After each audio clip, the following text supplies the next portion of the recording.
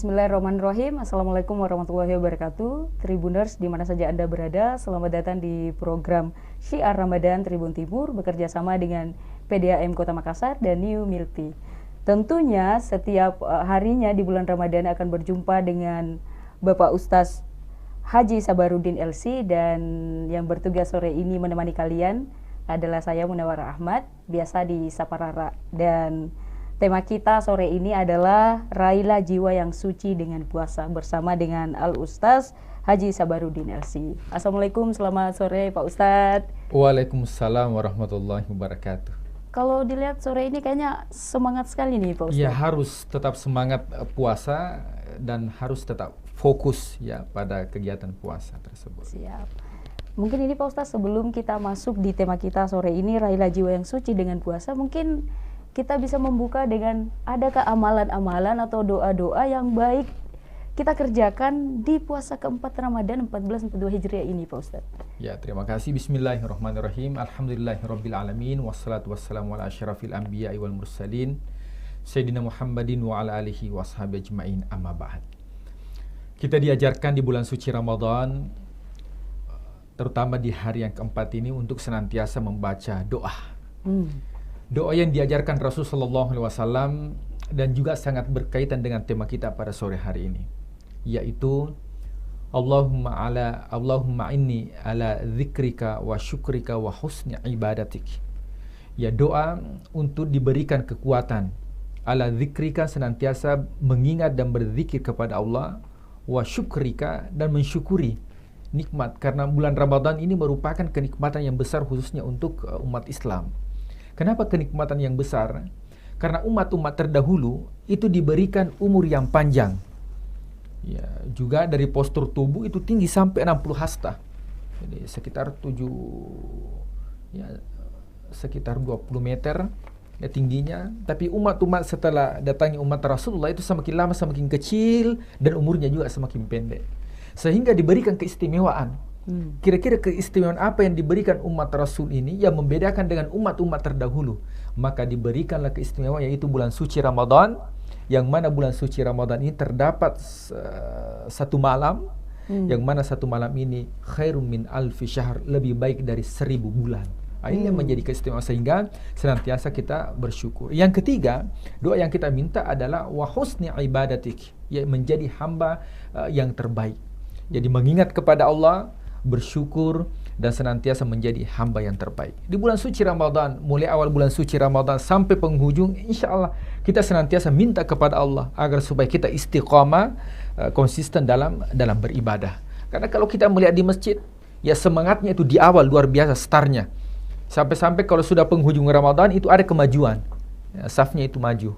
Nah, jadi jadi luar biasa. Bahkan ya kalau kita melihat ya di luar itu luar biasa tantangannya di akhir bulan suci Ramadan, itu diskonnya 50+20, sehingga ya, orang itu bukan lagi tawafnya di masjid, ya, tapi tawafnya di mall. Nah, ini yang membuat bahwa dalam beribadah harus wa husni ibadati, minta kepada Allah menjadi hamba yang terbaik, bukan hanya di awal, di pertengahan, dan di ujung bulan suci Ramadan, akan tapi seluruh totalitas seseorang itu harus maksimal di bulan suci Ramadan. Siap Pak Ustaz. Ini 50% berkurang sampai 70%, akhirnya tersisa beberapa saf aja nih Pak Ustaz. Betul, kalau betul. Di akhir-akhir. Ya, ada kemajuan, maju safnya. Kemajuan saf, tapi kemunduran di betul, jumlah. Kita kembali ke tema nih Pak Ustaz. Ya. Raihlah jiwa yang suci dengan puasa. Apakah mudah meraih kesucian jiwa itu Pak Ustaz dengan berpuasa? Iya, betul. Ini pertanyaan cukup bagus. Bahwa memang ini ada keterkaitan dengan materi kita sebelumnya. Ya, kalau materi sebelumnya itu kecerdasan individu atau pribadi dan kecerdasan sosial, ini tentang hal-hal yang positif yang timbul. Nah, kalau untuk mendapatkan jiwa yang suci, berarti meninggalkan hal-hal yang sifatnya negatif. Nah, sehingga dalam ibadah puasa itu ada substansi. Ya, ada tujuan, bukan hanya orang sekedar berpuasa menahan haus dan dahaga. Ya, itu sudah cerita yang lama. Bahkan Rasulullah sudah mewanti-wanti, kam min shaimin, betapa banyak orang yang berpuasa dia tidak dapatkan apa-apa kecuali haus dan dahaga. Jadi haus dan dahaga, tidak mendapatkan apa-apa, kosong. Ya, tidak ada pahalanya. Nah, untuk meraih jiwa yang suci ini, ya di bulan suci Ramadan, ini ada sebuah kisah ya sebagai pembuka kepada para pemirsa Tribuners. Suatu ketika Rasul Shallallahu Alaihi Wasallam ketika ingin menyampaikan khutbah, ya apalagi hari ini bertepatan dengan hari Jumat, ya ketika naik di atas tangga mimbar, beliau mengatakan amin. Wah, para sahabat heran, oh tidak ada hujan, tidak ada angin, ya. Tiba-tiba Rasul mengatakan amin. Ya, kalau ada orang yang berdoa terus mengatakan amin, ya berarti ya alhamdulillah. Tapi ini tidak ada suara, Rasul langsung mengatakan amin. Heran semua sahabat. Kira-kira siapa yang berdoa Rasul mengatakan amin? Setelah selesai khutbah, kemudian sahabat bertanya, Rasul, kenapa Rasulullah ketika menaiki tangga mimbar mengucapkan amin? Ya Rasulullah mengatakan, datang kepadaku malaikat. Ya, yaitu malaikat Jibril mengatakan, celakalah ya, orang yang mendapatkan bulan suci Ramadan akan tetapi tidak mendapatkan kesucian, tidak diampuni dosanya. Rasul mengatakan amin, sesuai dengan tema kita. Jadi semestinya bulan suci Ramadan orang yang berpuasa itu mendapatkan kesucian. Tapi yang menjadi masalah, siapa-siapa sih orang itu yang mendapatkan kesucian? Apakah semua orang yang berpuasa mendapatkan kesucian pada bulan suci Ramadan? Atau ada orang-orang tertentu yang mengamalkan amalan-amalan di bulan suci Ramadan sehingga mendapatkan kesucian tersebut? Nah, oleh sebab itu yang kita akan bahas ya satu persatu. Nah, kira-kira cara mendapatkan kesucian. Nah, sebagaimana yang sudah saya sampaikan ya pertemuan yang lalu bahwa siang malam dosa kita itu dicuci. Jadi ada bedanya istighfar dengan zikir. Ya, kita istighfar. Salah satu istighfar yang dianjurkan Rasul itu khusus jadi istighfar ini atau doa unlimited. Ya, artinya khusus di bulan suci Ramadan. Ya. Allahumma innaka afuun tuhibbul afwa fa'fu anni. Ini ajarkan Rasul. Biasa kalau kita menjelang buka puasa, baru kita ingat itu doa. Pada sebenarnya doa ini dianjurkan dibaca setiap selesai aktivitas atau ibadah, terutama ibadah sholat. Pokoknya selesai sholat wajib, selesai sholat sunnah, sholat duha, ya sholat lail, sholat witir, maka di perantaraannya itu dianjurkan untuk membaca doa tersebut. Allahumma innaka afuun karim tuhibbul afwa fa'fu anni. Apa inti daripada doa ini? Allahumma innaka afuun karim. Ya Allah, sesungguhnya engkau yang sang pemaaf. Tuhibbul afwa. Sangat senang terhadap orang-orang yang meminta maaf. Ya fa'fu anni, maka ampunilah dosaku ya Allah. Itu yang dibaca. Rasulullah saja dijamin surga, dijamin masuk surga, terhindar dari dosa, tapi masih membaca doa ini. Kita tidak ada jaminan. Tidak ada jaminan. Ya, tidak ada jaminan masuk surga. Tidak mau juga berdoa. Makanya untuk meraih jiwa yang suci, maka yang pertama memperbanyaklah berzikir. Perbanyak. Ya, zikir ini ada dua. Ada zikir berbentuk istighfar sesuai yang dibacakan tadi, Pak Ustadz, Allahumma innaka afuun karim tuhibbul afwa fa'fu anna. Ada juga zikir. Nah, apa bedanya antara istighfar dengan zikir? Kan sama-sama bacaan, betul tidak? Betul. Istighfar itu seperti kalau kita cuci baju. Saya kira hostnya ini suka cuci baju atau laundry. Cuci dong. Cuci luar biasa. Itu ciri-ciri istri soleha itu adalah yang suka mencuci baju. Saya masih jomblo loh, Pak Ustaz. Iya, mudah-mudahan nanti setelah bulan suci Ramadan terbuka jodohnya. Iya. Amin ya Karena Allah. salah satu istri yang soleha itu yaitu yang suka mencuci baju. Ya setiap apalagi dia pakai sikat, dia cuci. Wah, saya banget itu, Pak Ustaz. Iya. Setiap dia gosok itu bergururan dosa-dosanya. Tapi kalau dia ke laundry ya tidak mendapatkan pahala. Saya akan semakin rajin, Iya, Pak Ustaz. betul. Nah, barangkali pemirsa Tribuners ini masih penasaran apa kira-kira perbedaan antara istighfar dengan zikir dan hubungannya tadi dengan laundry. Iya. Kalau istighfar tadi digambarkan dengan istighfar itu digambarkan dengan deterjen. Istighfar itu deterjennya. Deterjen. Ya.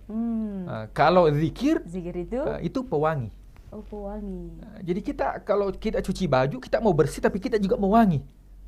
Akan lebih bagus kalau bersih plus wangi. Dengan wanginya. Gitu. Maka itulah istighfar dengan zikir. Siap. Tribuners, kembali lagi nanti kita break sejenak.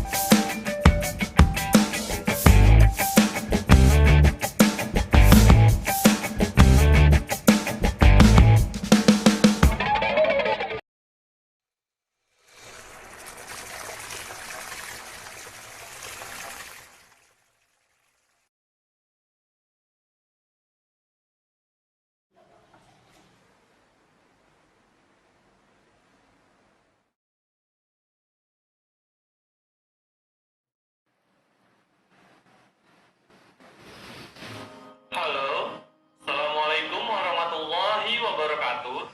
Mencari KPK dari 3 dan 4. 12.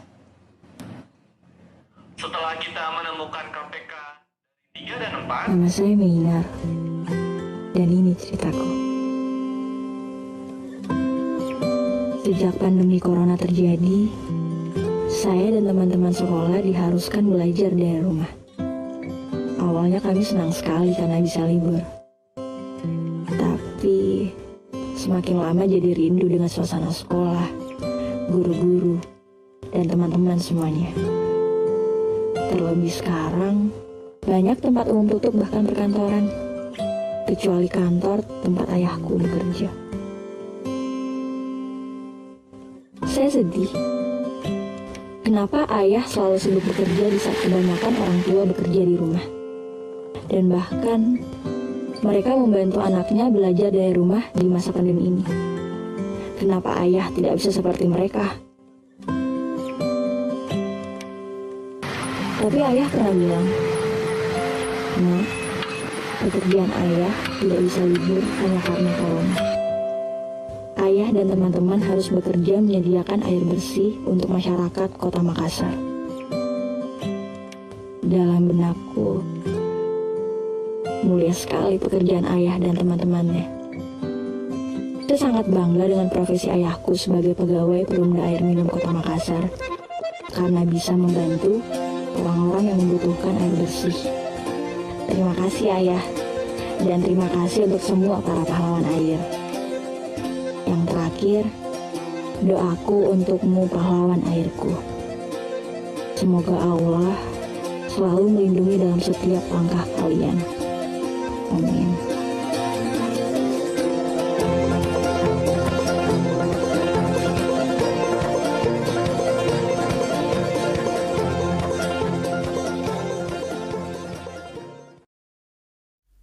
Kembali lagi bersama saya Munawar Ahmad, bersama tentunya Haji Ustadz Sabarudin LC dalam program Syiar Ramadan. Tribun Timur bekerja sama dengan PDAM Kota Makassar dan New Milk Tea. Kita lanjutkan obrolan kita nih Pak Ustadz, raihlah jiwa yang suci dengan puasa. Saya akan memulai dengan pertanyaan ini Pak Ustadz. Tadi Pak Ustadz mengatakan bahwa salah satu upaya untuk meraih kesucian jiwa dalam bulan puasa ini adalah meninggalkan hal-hal yang negatif. Itu seperti apa itu contohnya Pak Ustadz? Iya. Nah, hal-hal yang negatif ya, kalau kita tinggalkan, ini yang membuat puasa kita bisa dikabulkan oleh Allah, termasuk juga diterima dari segi pahala.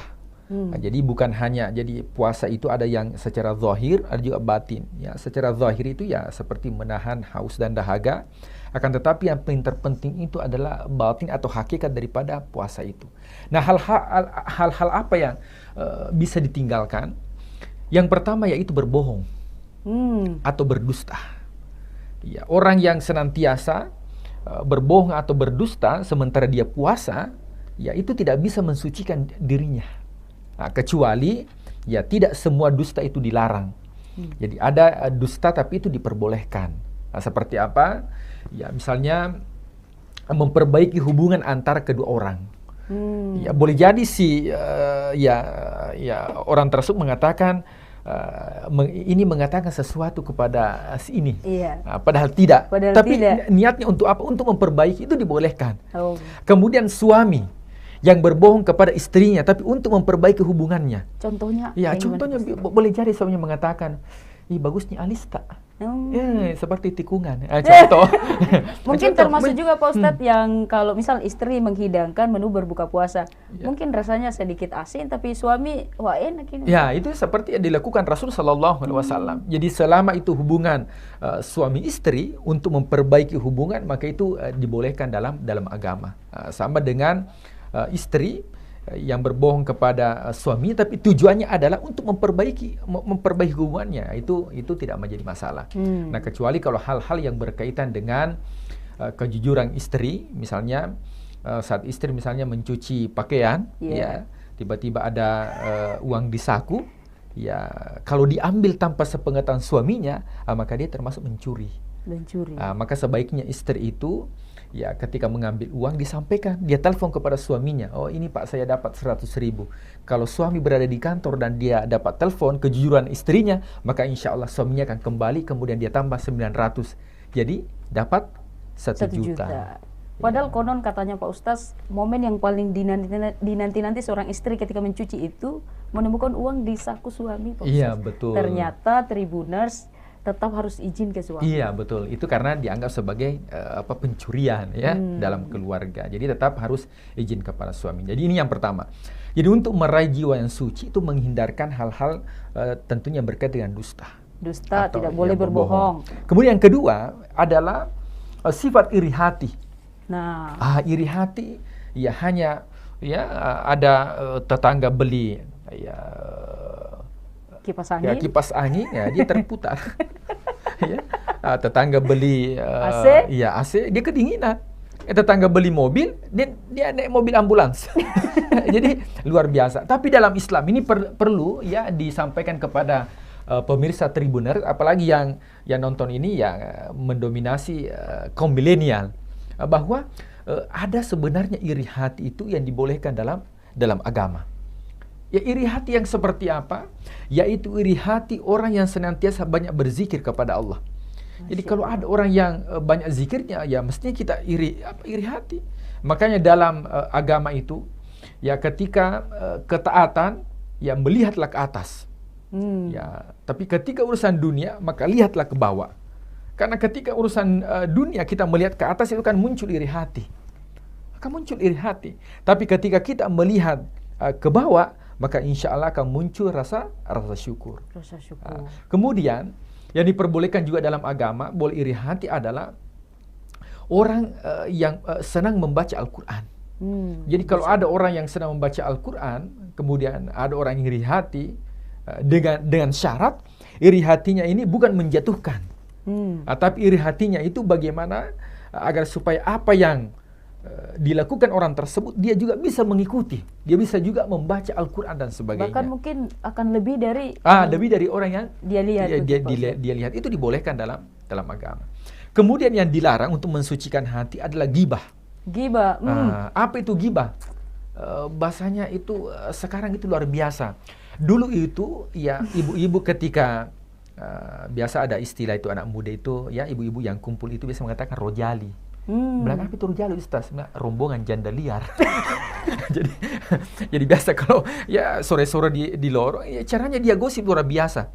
Ya kalau dulu itu masih pakai suara atau masih kedipan mata. Berarti ada itu gosip. Tapi kalau sekarang itu sudah pakai bibir. Kapan sudah mikir begini berarti dia gosip tangganya. Ini sebenarnya dilarang. Makanya Rasul Sallallahu Alaihi Wasallam pernah dia tegur istrinya. Bayangkan ini istri Rasulullah saja ditegur. Jadi kalau ada orang yang suka gosip sebenarnya itu manusiawi. Ya istri Rasulullah bagaimana cara dia menggibah? Ya ada orang yang lewat, kebetulan orang itu ya postur tubuhnya agak mungil. Ya bahasa kita cebol lah seperti itu. Dia tegur itu lewat tadi orang itu yang mungil. Maka Rasulullah mengatakan ya sesungguhnya engkau bergibah. Maka silakan muntahkan. Ketika dia muntahkan ya ternyata dia memuntahkan songkok daging. Jadi ternyata dalam Al-Quran dikatakan orang yang menceritakan kejelekan ya orang lain tanpa sebab, tapi tidak semua itu ghibah dilarang. Bagaimana seperti kita di Tribun Timur ini sering menyiarkan berita. Apakah itu termasuk ghibah? Ini ada pengecualian. Ada pengecualian. Ya bahkan dalam agama, nah kalau kita lihat hadis Rasul itu pernah dia salat asar, tiba-tiba dia kurang rakaatnya, kurang rakaatnya, hanya 2 rakaat. Maka bertanya Abu Bakar, ya Rasul, apakah Rasulullah ini mengqasar, mengurangi rakaatnya, atau Rasulullah lupa? Maka Rasulullah langsung dia menoleh bertanya kepada Dzul Yadain. Apa itu Dzul Yadain? Yaitu sahabat yang mempunyai tangan yang cukup panjang dibandingkan sahabat yang lain. Padahal kalau kita mengatakan itu merupakan mengguncing hati, itu ghibah. Tapi ada hal-hal yang dibolehkan. Misalnya ketika menyiarkan berita. Tujuannya untuk apa? Supaya masyarakat waspada terhadap berita yang disiarkan. Maka itu dibolehkan. Kenapa? Karena maslahatnya cukup besar. Akan tetapi ketika kita menceritakan kejelekan orang lain, dan orang lain itu pasti tidak suka dan hanya membuat hati kita senang, karena rata-rata itu orang yang suka ghibah atau bahasa kita gosip itu, dia sangat senang. Dia gembira ketika menceritakan. Kenapa dia gembira? Ya ternyata ini ada dialog antara Nabi Isa dengan iblis ketika dia bertemu. Dia mengatakan kenapa ketika seseorang itu menggibah, dia merasa senang. Pokoknya senang itu kalau nagibah orang. Apalagi kalau ada bumbu-bumbunya. Betul. Kenapa dia senang? Dia mengatakan karena iblis itu ternyata ada 2 yang dia bawa. Di tangan kanan itu madu, dan di tangan kirinya itu abu. Ternyata madu ini, setiap ada orang yang suka menggibah itu dioleskan pakai madu. Makanya ketika menggibah itu agak manis rasa.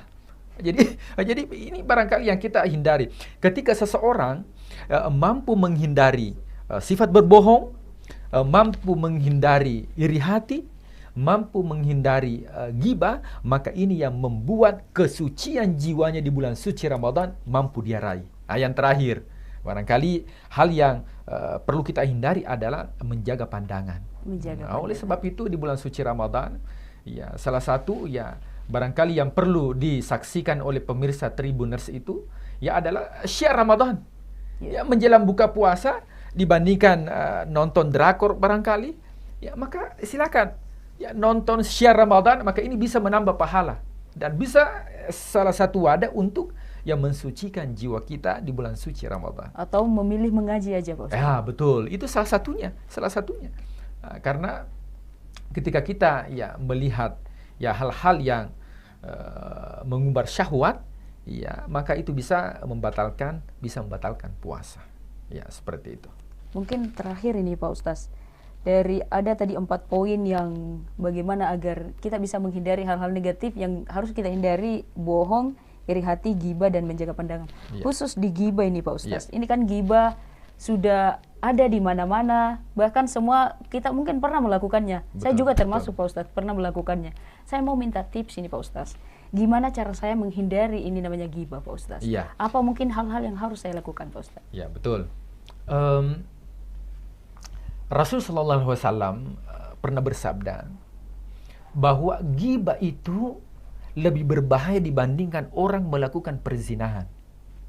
Padahal ini kalau orang melakukan perzinahan luar biasa, aibnya itu luar biasa.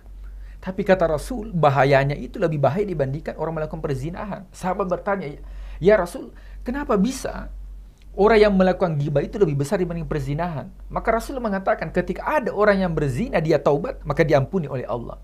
Tapi kalau ada orang yang menggibah, dia bertaubat, diampuni oleh Allah, tapi belum tentu diampuni oleh orang yang dia gibah. Belum tentu dimaafkan.